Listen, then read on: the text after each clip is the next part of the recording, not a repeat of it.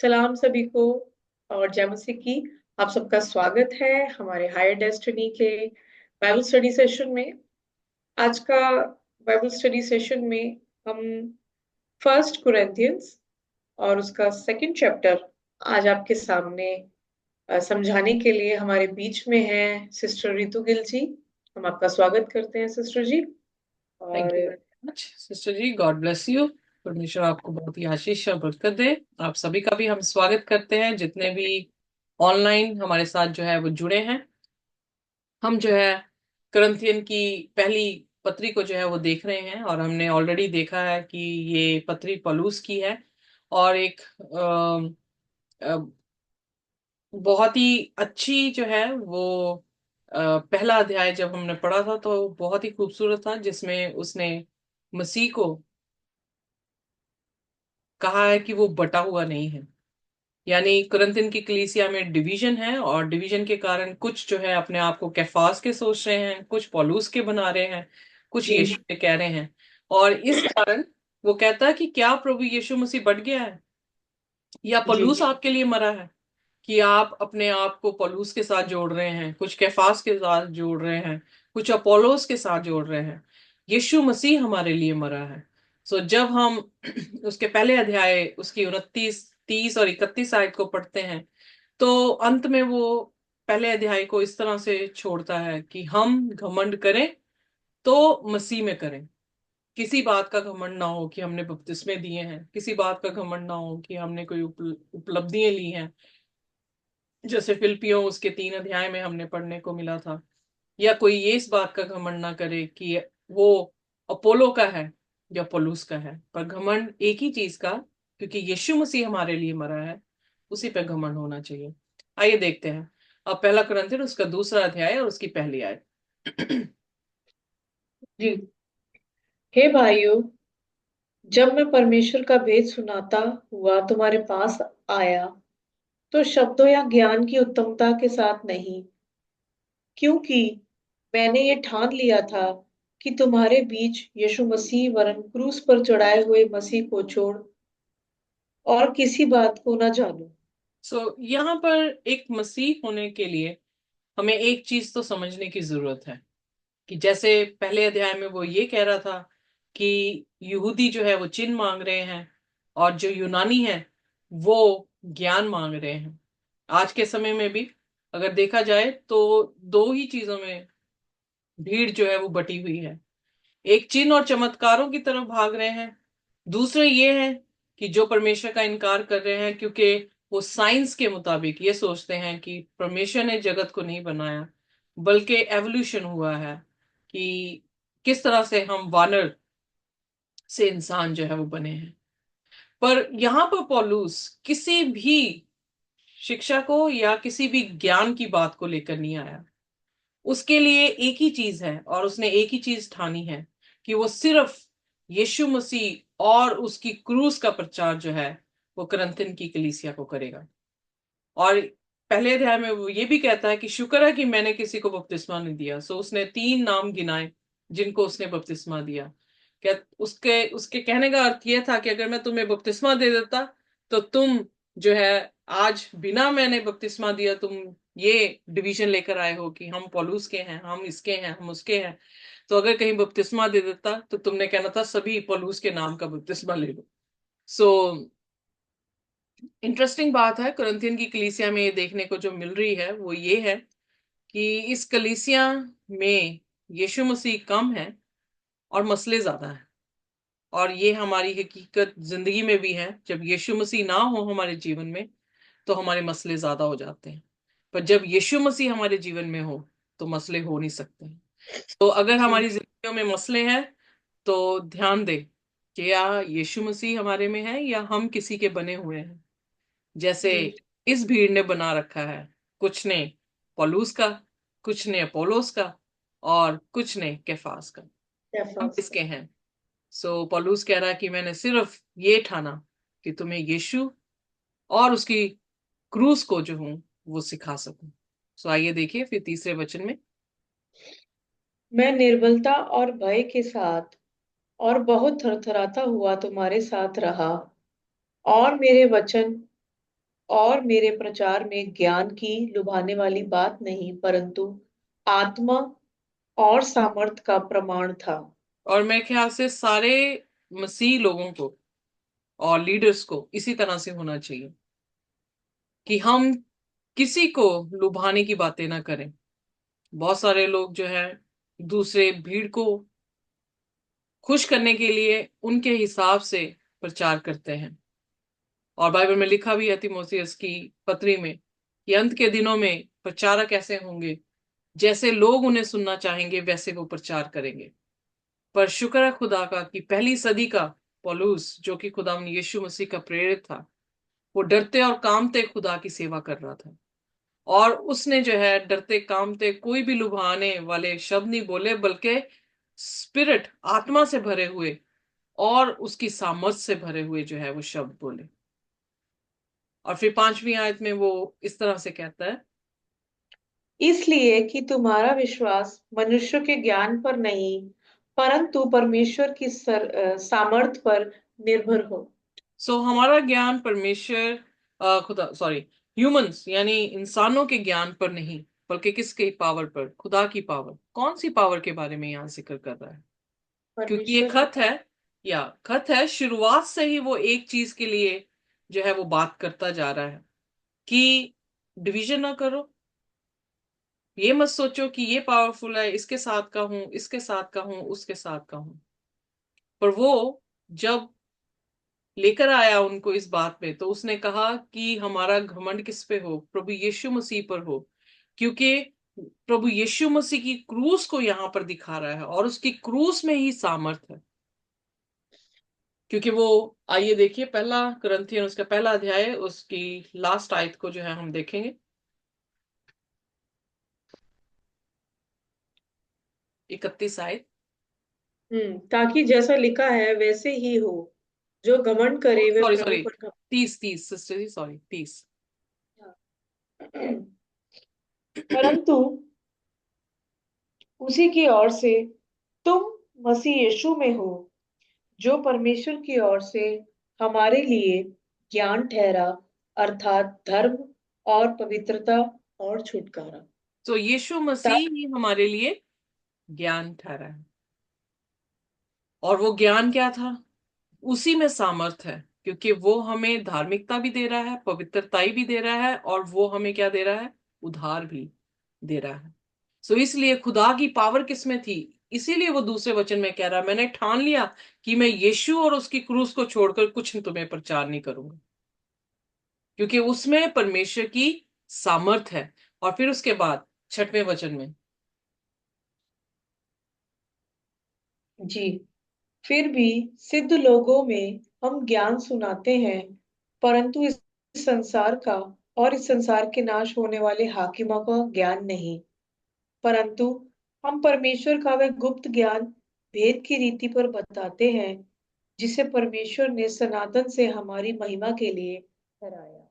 सो परमेश्वर का वचन जो है वो परमेश्वर का ज्ञान है। परमेश्वर का वचन और संसार का ज्ञान कभी भी एक नहीं हुए, क्योंकि बाइबल में लिखा, परमेश्वर ने कहा कि मेरी समझ और तुम्हारी समझ में कितना फर्क है, जमीन और आसमान का फर्क है। सो इसलिए कहता, मैं इस संसार के हाकिमों का ज्ञान तुम्हें नहीं आके दे रहा हूं। किसका दे रहा है? वो ऊंचे खुदावन खुदा का ज्ञान हमें जो है वो दे रहा है, वो ज्ञान जो हमारी आंखों से छिपा हुआ है, क्योंकि शैतान ने हमारी आंखें क्या कर दी हैं? अंधी कर दी हैं। दूसरा कुरिन्थियन उसका 4 उसकी 4 में लिखा है कि इस संसार के ईश्वर ने, जिन्होंने विश्वास नहीं किया, उनकी आंखों को क्या कर दिया है? अंधा कर दिया है, ताकि वो परमेश्वर के उज्जवल ज्योति को ना देख सके। वो ज्योति जो कि किससे दिखती है? यानी इमेज ऑफ गॉड है, खुदा का स्वरूप है। सो वही स्वरूप परमेश्वर ने हमें भी दिया था जब उसने हमें बनाया था। और बाइबल में लिखा, भजन संहिता उसका 8 उसकी 5 में, कि 4 और 5 में जब हम पढ़ते हैं तो वहां पे पढ़ने को मिलता है कि इंसान क्या है कि परमेश्वर उसकी सुधि ले। इंसान को खुदा ने थोड़ा सा नीचे बनाया है, पर उसे कैसे, कौन सा मुकुट दिया है? महिमा और प्रताप का। सो जब जी खुदा ने सृष्टि की रचना की थी तो खुदा ने इंसान को अपनी महिमा से नवाजा था। वो नंगा नहीं था, उसका नंगापन नहीं दिखता था। पर जैसे ही पाप किया उसने उसने सबसे पहले अपने आप को क्या देखा? वो डर गया और उसने ये देखा कि वो नंगा है। जी सो खुदा की क्रूस वो एक सीढ़ी है जिसने आसमान को जमीन के साथ मिलाया है। यानी ये वो रास्ता है, यीशु वो रास्ता बना है कि हम दोबारा वापस उस बागी अदन में जो है वो जा सकते हैं। उस महिमा को जो परमेश्वर ने हमारी सृष्टि करने के टाइम पे हमें दी थी, उस महिमा को हम वापस ले सकते हैं। तो इसलिए वो इस संसार का ज्ञान नहीं है। पौलुस खुदा के ज्ञान का कलाम जो है वो सुना रहा है, और वो कलाम एक ही के बारे में जो है वो बात करता है, और वो करता है यीशु मसीह और उसके मरने का।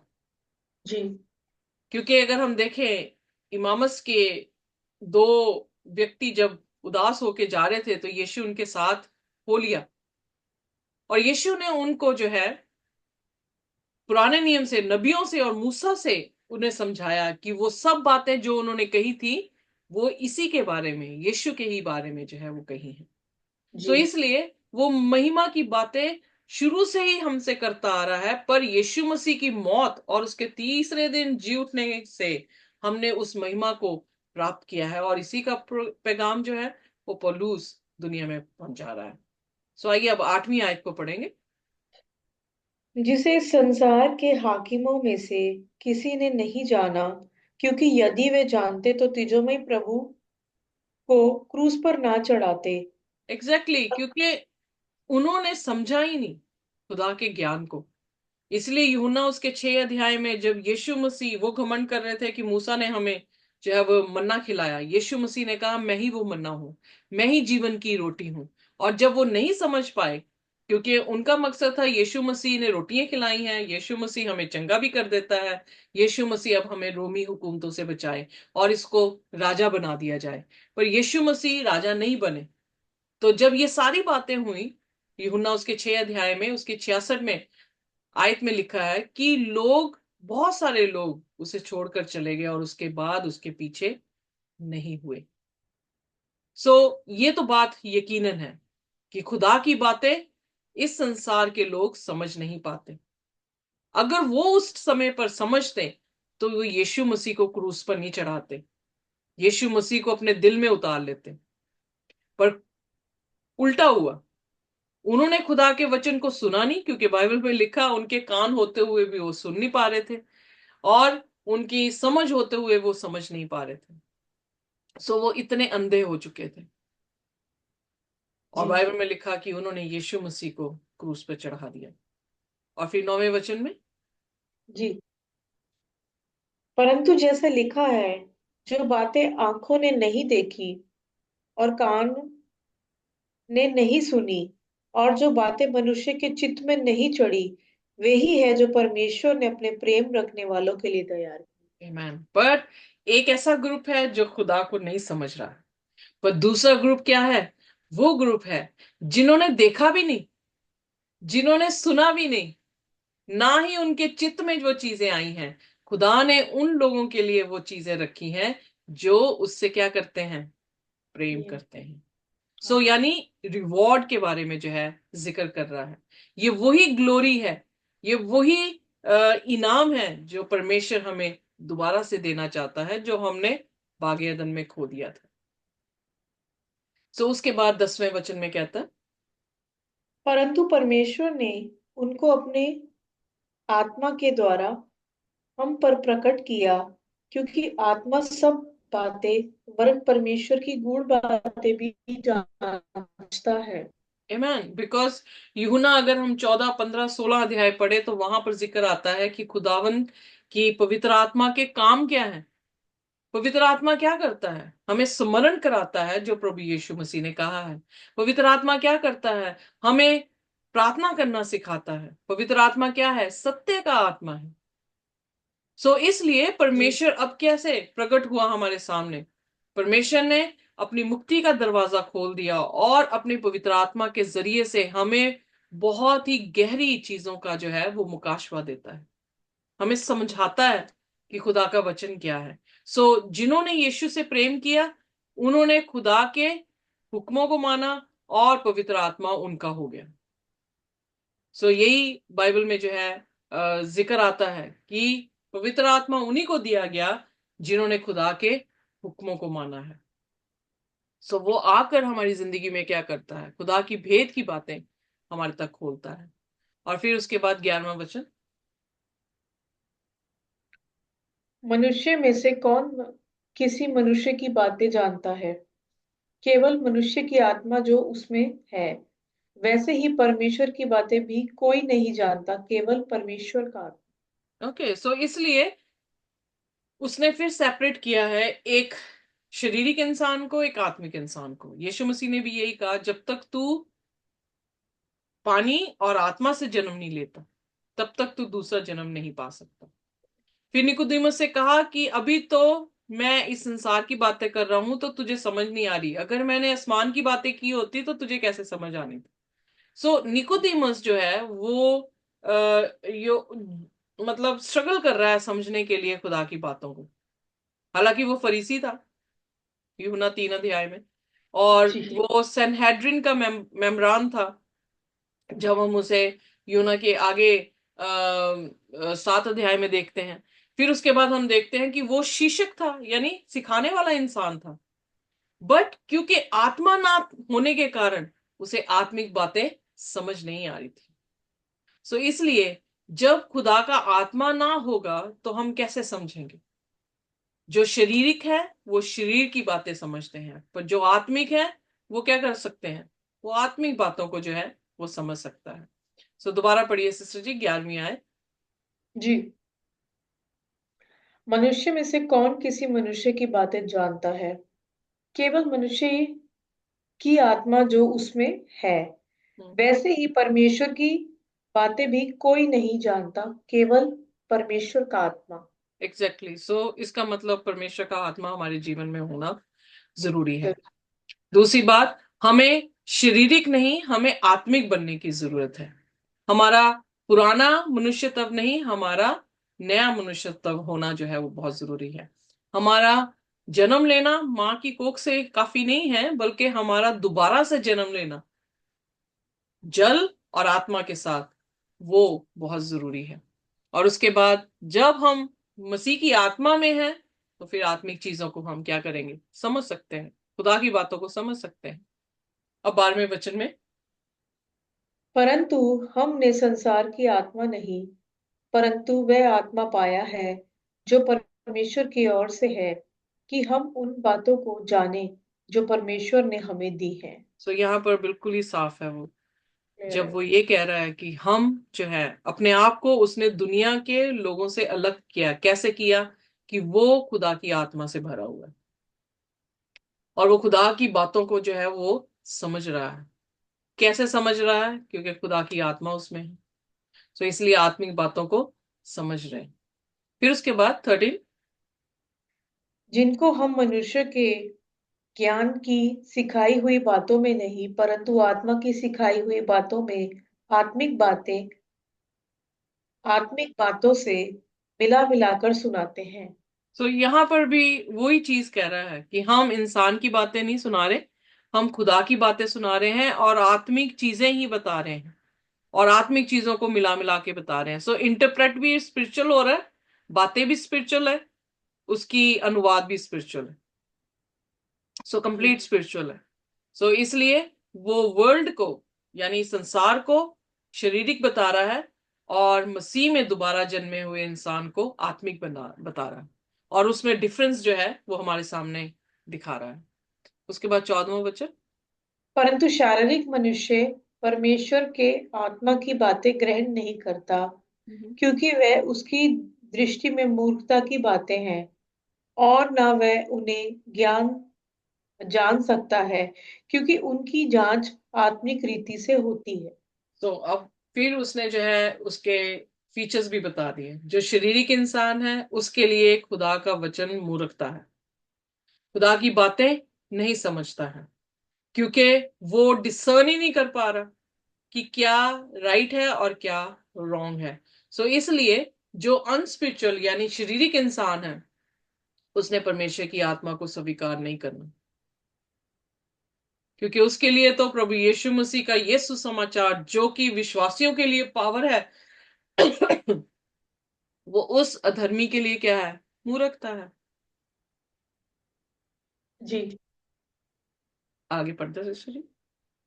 क्या आत्मिक जन सब कुछ जांचता है, परंतु वे आप किसी से जांचा नहीं जाता, क्योंकि प्रभु का मन किसने जाना है कि या उसे सिखाए, परंतु हम में मसीह का मन है। ओके, सो फिर वो वही चीज कह रहा है, पर अगर आइए देखिए पहला कुरिन्थियन उसका पहला अध्याय और उसका 25वें वचन से जो है हम पढ़ना शुरू करेंगे, क्योंकि वो ऑलरेडी यही बातें कर रहा है। पढ़ दे मेरे साथ सिस्टर जी। क्योंकि परमेश्वर की मूर्खता मनुष्य के ज्ञान से ज्ञानवान है, और परमेश्वर की निर्बलता मनुष्य के बल से बहुत बलवान है। तो यहां पर जो है आत्मिक और शारीरिक की उसने कंपैरिजन कर दिया कि आत्मिक खुदा के अगर वो किसी भी तरह से उसकी मूर्खता दिखती है, तो तब भी वो क्या है? शारीरिक इंसान या शारीरिक लोगों से उसके उससे तब भी ऊंची है। अगर हम सामर्थ्य में देख लें कि परमेश्वर अपने मिनिमम मिनिमम पॉइंट में आकर वीक दिख रहा है, तो तब भी वो इंसान से क्या है? ऊंचा है। सो उसी ऊंचा। तरह से एक शारीरिक और एक आत्मिक जो है, उनमें क्या है? बहुत ज्यादा डिफरेंस है। जी। जमीन और आसमान का डिफरेंस है, क्योंकि जो शरीर में है वो शारीरिक चीजों को देखता है, पर जो आत्मिक है वो आत्मिक चीजों को देखता है। तो इसलिए हमारा परसेप्शन ही चेंज हो गया एक दूसरे के साथ, बिल्कुल। हमारी सोच समझ चेंज हो गई, हमारा रहना सहना समझ सब कुछ चेंज हो गया।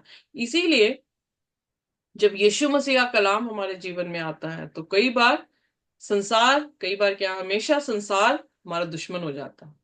इसीलिए यीशु मसीह ने कहा कि अगर उन्होंने हरे भरे पेड़ के साथ ऐसा किया है, तो सूखे पेड़ के साथ क्यों ना करेंगे। सो अगर यीशु के साथ ऐसा कर दिया उन्होंने, तो हमारे साथ क्यों नहीं करेंगे, जो कि मसीह में जन्म गए हैं या आत्मिक जिंदगी को जो है वो पा चुके हैं।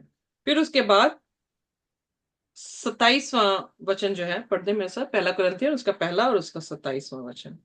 परंतु परमेश्वर ने जगत के मूर्खों को चुन लिया कि ज्ञानवानों को लज्जित करे, और परमेश्वर ने जगत के निर्बलों को चुन लिया कि बलवानों को लज्जित करे। आमेन। सो इसलिए वो क्या कह रहा है कि इस संसार के जो ज्ञानवान हैं, जो रूलर्स हैं, उनकी समझ से हम बात नहीं कर रहे। खुदा ने, हम मूर्ख थे, हम उनके जैसे विद्वान नहीं थे, फिलोसफर नहीं थे, बट हमें चुन लिया क्या सुनाने के लिए? प्रभु यीशु मसीह का क्रूस पे मरना, प्रभु यीशु मसीह के जरिए से हमारे तक नजात का आना, और उस क्रूस में जो सामर्थ है, उस सामर्थ को हम तक पहुंचाना, ताकि हम मसीह में नए शख्स बने और आत्मिक बने। सो उसके बाद फिर अगली आयत कैसे कहता है? 15वीं आयत। आत्मिक जन सब कुछ जांचता है, परंतु आप किसी से जांचा नहीं जाता, क्योंकि प्रभु का मन किसने जाना है कि उसे सिखाए, परंतु हम में मसीह का मन है। सो 15वीं आयत में वो ये कह रहा है कि जो आत्मिक इंसान है वो सब चीजों को जांचता है, राइट? पर आत्मिक जन को कौन जांचे? है किसी के पास इतनी कुवत कि वो उसको जांच ले? क्योंकि डिफरेंस दिखा रहा है ना, डिफरेंस इतना आ गया। तो कैसे हो सकता है कि एक शारीरिक इंसान आत्मिक इंसान की आत्मा को जांच ले? उसी जी। तरह से जैसा कोई इंसान परमेश्वर को कैसे प्रश्न कर सकता है, कैसे उसे इंस्ट्रक्ट कर सकता है, कैसे उसे बता सकता कि क्या होना चाहिए था। So for who has known the mind of the Lord so as to instruct him, but we have the mind of Christ. पर हम आत्मिक लोग क्या कर सकते हैं? उसे समझ सकते हैं। राइट। जी अगर हम जी। देखें, आइए देखिए पहला थिस्सलुनीयन उसका 5वां अध्याय।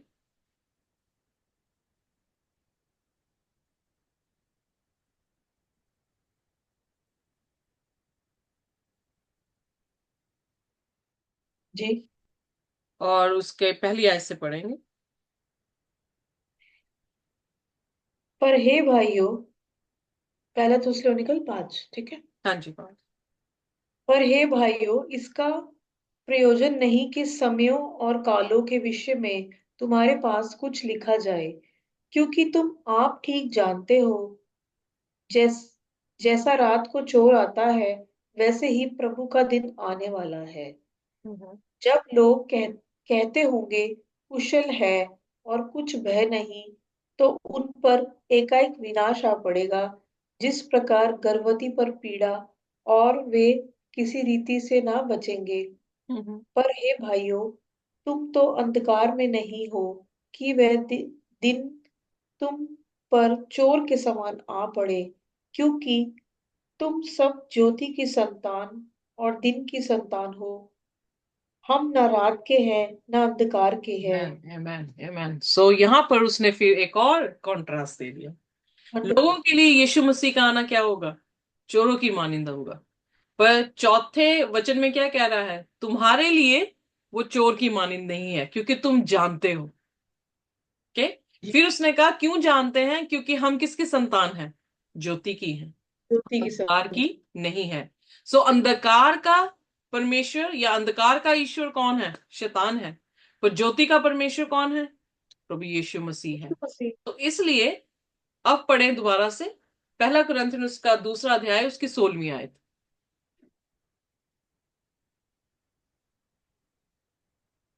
पहला कुरिन्थियन की। 2 अध्याय उसकी 16वीं आयत। जी। क्योंकि प्रभु का मन किसने जाना है कि उसे सिखाए, परंतु हम में मसीह का मन है। प्रेज हाँ। गॉड। तो यहाँ पर वो बिल्कुल जो है वो अलग कर रहा है हमें। हम जी सेट अपार्ट हो रहे हैं, हम पवित्र हो रहे हैं। कैसे पवित्र है? पवित्र मतलब कि दोष शब्द है, जो कि ओरिजिनल शब्द है। कि दोष का मतलब कि आप अलग कर दिए गए हैं। जी। जब हम ज्योति के बच्चे बन जाते हैं तो हम अंधकार के बच्चों से क्या कर दिए गए हैं? अलग अलग। कर दिए गए हैं। जो शारीरिक है वो आत्मिक चीजों को नहीं समझ रहे, पर आत्मिक जो है वो खुदा के मन को समझ रहे हैं। इसीलिए वो कह रहा है पहले थिस्सलुनीय उसकी 5 में कि लोग तो समझते हैं यीशु मसीह का आना चोर के मानिंद है, पर तुम्हें तो मालूम है वो दिन तुम्हारे लिए चोर के मानिंद नहीं होगा। क्योंकि तुम्हारे पास किसका मन है? प्रभु यीशु मसीह का। मसीह का। तुम्हारे पास किसकी आत्मा है? खुदा की आत्मा है। तुम्हारे पास किसकी समझ है? Yes। खुदा की समझ है। तुम्हारे पास किसकी महिमा है? खुदा की महिमा है। सो इसलिए जब हम दोबारा से बागयदन में हमारा हमारा दाखिल होना संभव हुआ है प्रभु यीशु मसीह के जरिए से, तो हम जो है वो बात क्या होंगी? हमारी समझ बागयदन के परमेश्वर के समान हो जाएंगी। यस। हम इस अंधकार के ईश्वर के समान नहीं रहेंगे। सो इसीलिए पहला पत्रस पहला अध्याय उसकी पहली 15 आयत में कहता है जिसने तुम्हें बुलाया है वो क्या है? पवित्र है। इसलिए जैसा वो पवित्र है वैसे तुम भी पवित्र बनो। और पवित्र का मतलब सेट अपार्ट, अलग हो जाओ। यस। जैसे यीशु अंधकार से अलग ज्योति है, वैसे हमें भी झूठ, चालाकी, दुश्मनी, घृणा, ईर्खा, सब शारीरिक कामों से अलग पवित्र आत्मा के फलों में जो है वो आने की जरूरत है। सो इसलिए आमीन। खुदा का शुक्र है कि हम उसके कलाम को समझते हैं, हम उसके मन को समझ रहे हैं। सो खुदा ने हमें ये जी। कुव्वत दी है, हम खुदा के शुक्रगुजार हों और अपने आप को हलीम करते जाएं। आइए प्रार्थना करें। आमीन। हमारे स्वर्गीय खुदावंद, धन्यवाद करते हैं खुदावंद कि आप हमें इस दुनिया से अलग कर रहे हैं, अपने चुने हुओं में से हमें एक रखा है। हम धन्यवाद करते हैं। और जितने आपके चुने हुए लोग इस धरती पर हैं उन सब पर प्रभु जी आपकी रहमत हो, बरकत हो, ताकि शैतान किसी भी तरह से उन्हें चुरा ना सके। हम आपके मन की बात को समझने वाले लोग हों, आपके करेक्टर को समझने वाले लोग हों, ताकि हमारा विश्वास, जैसे जैसे हम आपको जानते चले जाएं, हमारा विश्वास दृढ़ होता जाए और प्रभु हम फलवंत हो सकें। हमारे में खुदावन वही तरबियत हो जो आप में पाई जाती है। जैसे आप पवित्र हैं वैसे हमें भी पवित्र करें। इस प्रार्थना को यीशु के नाम से मांगते हैं, आमीन। आमीन। Thank you so much sister ji. Thank you sister ji. खुदा की शांति और उसका रहम हमारे साथ हमेशा, जब तक वो आना जाए, इसी तरह से बना रहे। आमीन। आमीन।